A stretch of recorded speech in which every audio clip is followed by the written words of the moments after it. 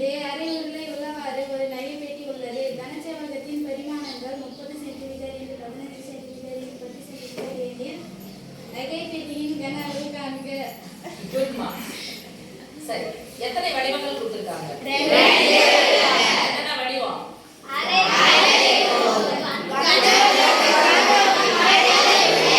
கனசெவ்வகம். தெரிஞ்ச மாதிரி நான் ஒரு படத்தை வந்திருக்கேன். நம்ம பார்க்கும்போது செவ்வகம் மட்டும்தான் தெரியும். முப்பரிமாண வடிவத்தில் நம்மளால என்ன பண்ணுவோம்? 3D பிக்சர் சரியா வரைய முடியாது. ஸோ செவ்வகம் வந்துட்டேன். அதுக்கப்புறம் இங்க மட்டும் ஒரு இது போட்டேன்.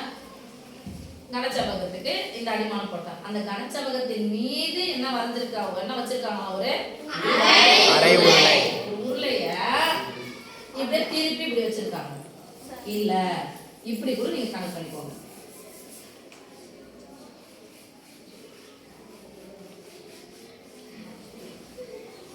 இந்த உருளைய எத்தனை உருளை? பாதி உருளைய வச்சிருக்காங்க.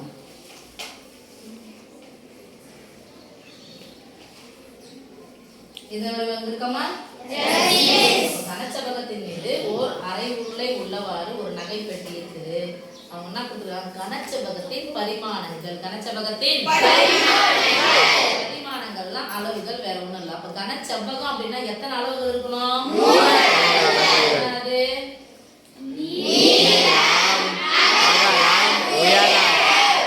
அப்ப கன அளவுனா 3 அளவு. அந்த 3 அளவு என்ன பண்ணணும்? கனசெவ்வகத்தின் கன அளவு. நகைப்பெட்டியினுடைய கன அளவு கேக்குறாங்க. அப்ப என்ன பண்ணா? உருளையினுடைய கன அளவு எனக்கு தெரியும். ஆனா எத்தனை உருளை? அரை உருளை. என்ன உருளை? அரை உருளை. உருளையினுடைய கன அளவில் பாதியும் இந்த கனசெவ்வகத்தின் கன அளவையும் எனக்கு கூட்டனா நகைப்பெட்டியின் கன அளவு எனக்கு கிடைக்கும். அண்டர்ஸ்டாண்ட்? சரி, இப்போ அரை உருளை இதான். முழுசா இது ஒரு உருளைன்னு வச்சுக்கலாம். இதை என்ன சொல்லுவோம்? முழுசா இருக்கிறது என்னது? விட்டத்துல பாதி. நீங்க அதே மாதிரி எங்க இருந்து பார்க்கணும். இதான் உருளை, அரை உருளை. இது என்னது? விட்டம். அதே விட்ட மாதிரி இருக்கா? முழுசா என்னது? இந்த அளவு தான் அகலம், நீளம், அகலம், உயரம். கனசெவ்வகத்துக்கு அப்ப இங்க 15 சென்டிமீட்டர் அகலம்னா இதுதான் இதனுடைய உருளையினுடைய உருளையினுடைய விட்டமாக இருக்கும். உருளையினுடைய விட்டத்துல இருந்து நம்ம ஆரத்தை என்ன பண்ணிடலாம்? அப்ப விட்டத்துல பாதி ஆரம். அப்ப விட்டம் 15 அப்படின்னு சொன்னா ஆரம் எவ்வளவு? 15/2. 15/2. நீளம் அப்படின்னு பாரு. உருளையினுடைய நீளம், அதாவது உருளையினுடைய உயரம் வேணும். அப்ப உருளையினுடைய உயரம்னா இப்ப நீட் வச்சிருக்கேன். என்ன பண்ணி வச்சா? படுக்க வச்சாச்சா? படுக்க வச்சிருக்கோம். உருளையினுடைய உயரம் எவ்வளவு சாமி? 30 சென்டிமீட்டர். நம்ம ஃபர்ஸ்ட் எழுதிக்கலாம், அளவுகளை எழுதிக்கலாம். எழுதிட்டு அதுக்கப்புறமா நகைப்பெட்டியினுடைய கன அளவை கண்டுபிடிக்கலாம். ஓகே? இப்போ உருளையின் உருளையின் ஆரம் என்னது?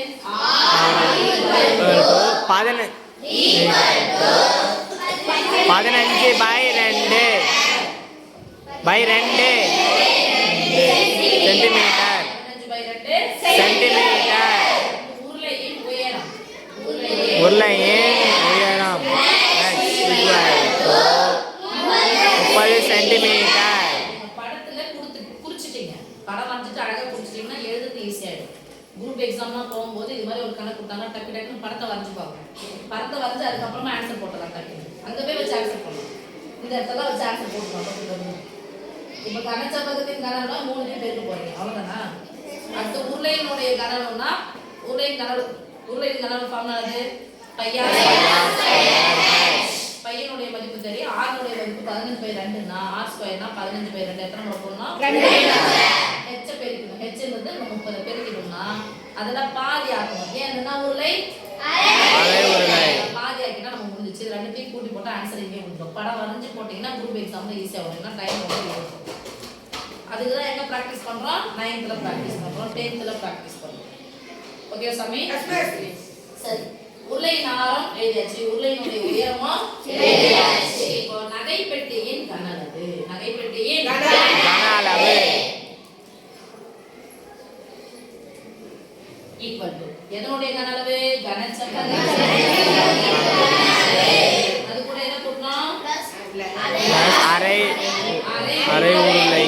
கன அளவு. சொல்ல மாட்டேங்கிறீங்க பாத்தியா? அரை உருளையின் கன அளவு. அரைப்பெட்டியின் கன அளவு ஈக்குவல் டு அரை பெட்டியின் கன அளவு ஈக்குவல் டு கனச்செவ்வகத்தின் கன அளவு பிளஸ் அரை உருளையின் கன அளவு. கனச்செவ்வகத்தின் கன அளவு. கனச்செவ்வகத்தின் கன அளவு ஏற்கனவே அவங்க கொடுத்துட்டாங்களா? பட்டையில இருந்து எழுதுங்க பார்க்கலாம் சாமி.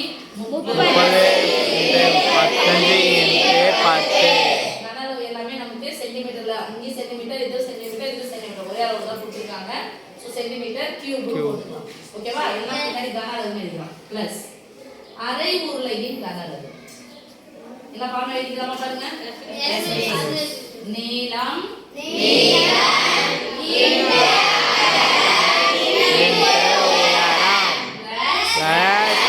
அரை உருளையின் கன அளவு.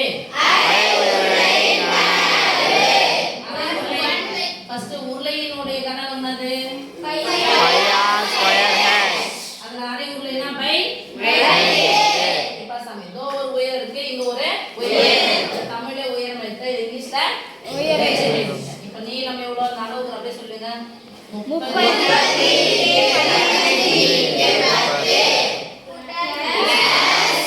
பையனுடைய மதிப்பு 22/7 இன்ட்டு r ஸ்கொயர் என்ன சாமி? 15/2 மதிப்பு 15/2. r ஸ்கொயர்னா 15/2 எத்தனை முறை போடணும்? 2 முறை இன்ட்டு 30 பை இந்த பை ரெண்டுங்க போட்டுக்கலாம். எல்லாத்துக்கும் நடுவுல பெருக்கல் தானே? பெருக்கல் தான் இருக்குது. 4 2 5 2 30 முடிஞ்சிச்சு. இப்போ இது தனி செக்டார், இது ஒரு தனி செக்டார். ஓகே சாமி? குறுக்க பாக்குறேன், சம்பந்தமே இல்லை. நடுவுல பெருக்கிறதுக்கு குறுக்க பாக்குறேன். மேலே கீழே பாக்குறேன், சம்பந்தம் இல்லை. குறுக்க பாக்குறேன், இங்கே சம்பந்தம் இல்லை, இங்கே சம்பந்தம் இல்லை. ஆனா இங்க சம்பந்தம் இருக்கு.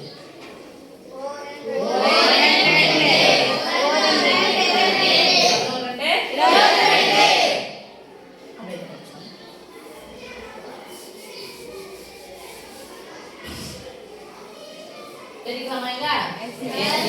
4 15 சேர்த்துக்கலாம். 15 3 5 30 ஒரு 15 கூட்டினா 45 45. எத்தனை முட்டை சேர்க்க போறோம்? 4500 பிளஸ் என்ன பண்ணுமா? 15/2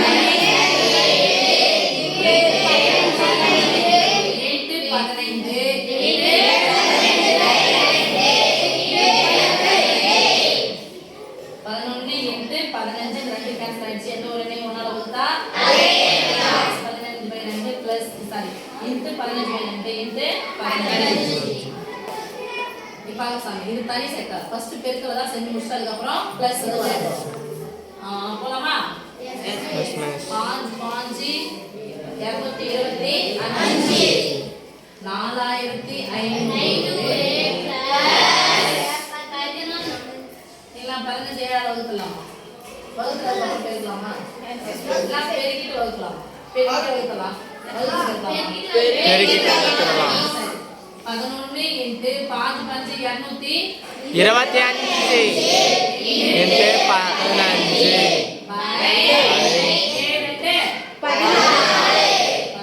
4500 அப்படியே வச்சுக்கோங்க. பிளஸ் எல்லாத்தையும் பெருக்க போறோம். பெருக்கலாமா? இங்க ஃபர்ஸ்ட் 225 15 பெருக்கணும். 225 இன்ட்டு 3000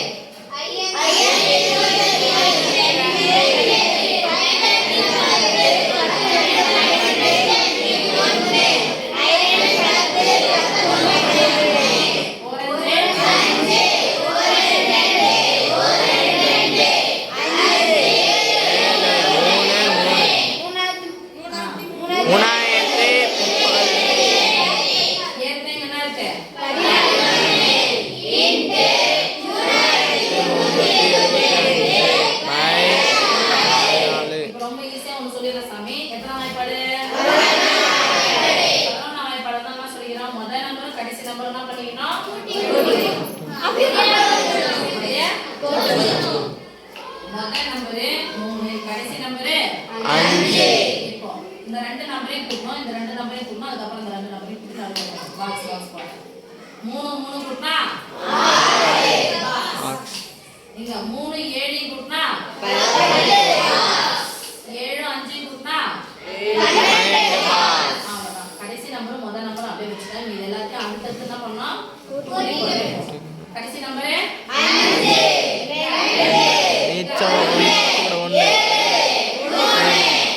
சாமி 4500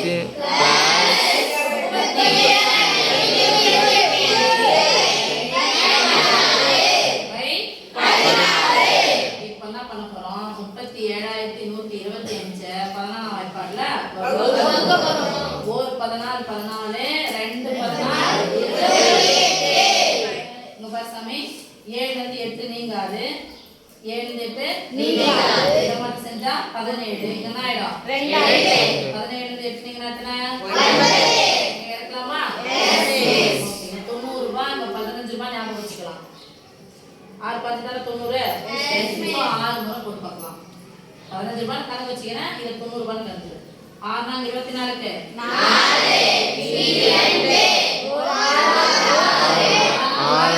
84 ஒரு 6 கூட்டினா 7 நீங்க சொல்லவே மாட்டீங்க நான் போக போறேன் பாருங்க 1 ல இருந்து 4 நீங்க இத மட்டும் செஞ்சா 11 என்ன ஆயிடும் 7 ஆயிடும் 1 ல இருந்து 4 நீங்கனா 7 2 ஓகேவா அந்த ரெண்ட மீதி ஆயிடுச்சு பென்சில் வச்சு ஆயிடுச்சு 15 ரூபாய் இங்க 70 ரூபாய் 70 ரூபாய் எத்தனை 15 ரூபாய் இருக்கும் 4 5 60 ரூபாய் ஆமாப்பா சரி 4 போட்டு பார்க்கலாம் நாங்க 1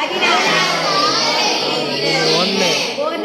4 1 5 இங்க ஒரு 14 கூட்டணும்னா 70 வருது வருது அப்ப எத்தனை முறை போடலாம் 5 ஐனா 20 க்கு 0 ஒரு 4 4 4 2 6